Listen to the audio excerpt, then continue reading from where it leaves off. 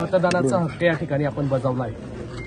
निश्चितपणाने लोकशाहीचा जो सगळ्यात मोठा उत्सव असतो ते म्हणजे आपली निवडणूक आणि त्या विधानसभेच्या निवडणुकीचा उमेदवार म्हणून आणि एक या महाराष्ट्राचा नागरिक म्हणून या ठिकाणी मी माझा मतदानाचा हक्क बजावलेला आहे आणि मला खात्री आहे की येणाऱ्या या निवडणुकीमध्ये 100% माझा विजय होणार आहे। हो, राज्यात काय स्थिती असेल? 175 जागा आमच्या येतील। हो, या ठिकाणी माजी मंत्री गुलाबराव देवकर यांनी आरोप केला आहे की माझ्या कार्यकर्त्यांना माजी मंत्री गुलाबराव पाटलांच्या कार्यकर्त्यांकडून मारहाण करण्यात आली आहे। हे काय आजपासून स्टंटबाजी नाहीये, हे पहिल्यापासून अशी स्टंटबाजी होत असते।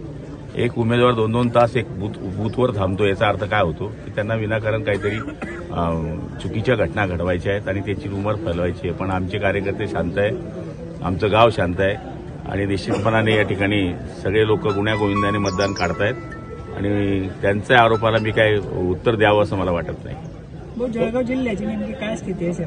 महाविकास आघाडी विरुद्ध महायुती थेट लढत दिसते। 100% आमच्या जागा येतील।